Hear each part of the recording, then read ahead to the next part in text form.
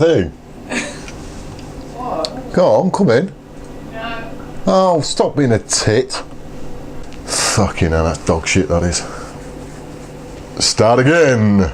So, let's look at Nintendo and have a bit of a discussion, a bit of chat about their handheld devices.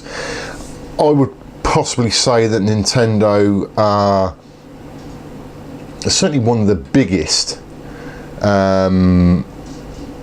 sort of historically manufacturers of handheld consoles. I can't even begin to think how many handheld consoles they've brought out, and the variations of those handhelds, you know, as regards to different revisions. If you look at something like I suppose really like the Game Boy Advance, there were several versions of the Game Boy Advance console that came out, and these consoles have sold like millions, absolute millions. I mean Nintendo's made a lot of cash out of the handheld market, and certainly out of all the producers of handhelds, they are undoubtedly most famous for handhelds and are still producing them today. I've got a sort of varied collection of Nintendo handhelds. Unfortunately, not all here that I can grab my hands on. Grab them with my hands, something like that. So I just thought I'd pull out the ones that I've got access to, readily got access to, ones that aren't in storage. And they are quite an interesting breed of consoles in some way. They've certainly had a big impact on gaming, in my opinion.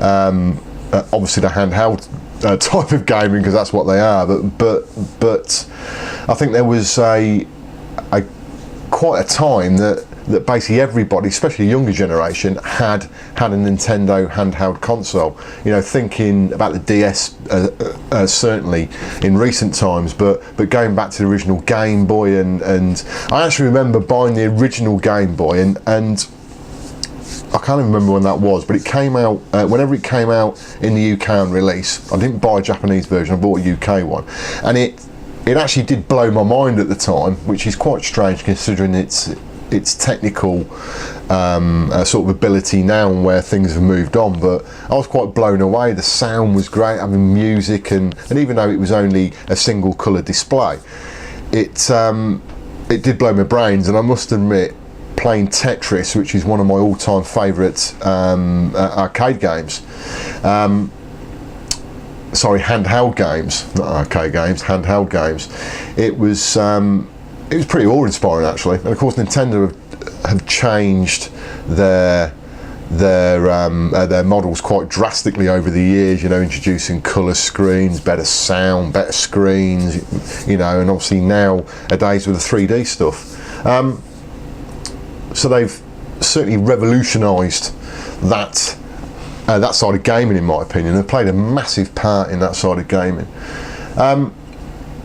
So the beginning of this video is just a montage of a few of the handheld consoles that I've got by Nintendo,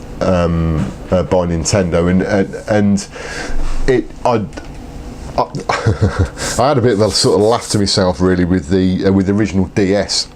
that I bought that was on a Japanese release, and you know how much that's changed in design compared to the current DS is okay. They've all got dual screens now, but this is such a clodder device. I mean, look at it. I mean, you know, the design of it was never particularly pretty when it came out, and they quite rapidly changed the design of the DS up to really the DS models that you see nowadays. Sort of more recently, haven't really changed much on the design. They've sort of tweaked them. Okay, you've got the XL versions, and you've got DS, you got the DSi, DSi XL,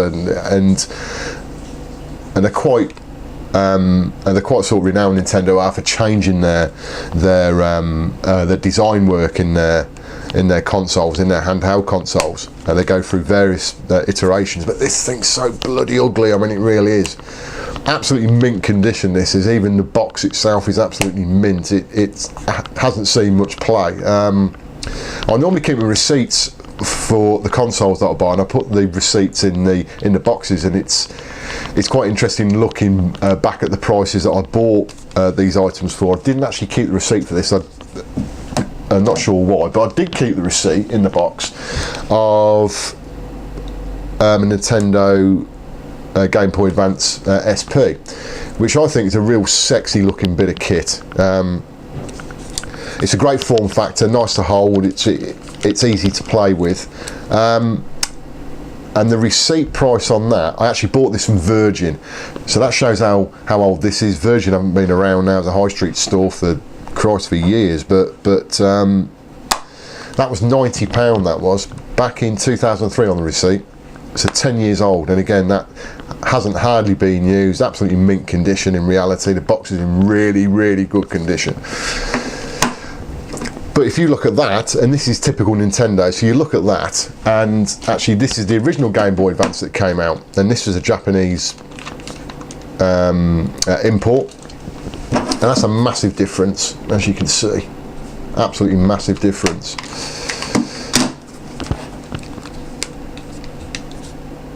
And more so with the clamshell design on the later SP ones, but that was a great console. The Game Boy Advance was great.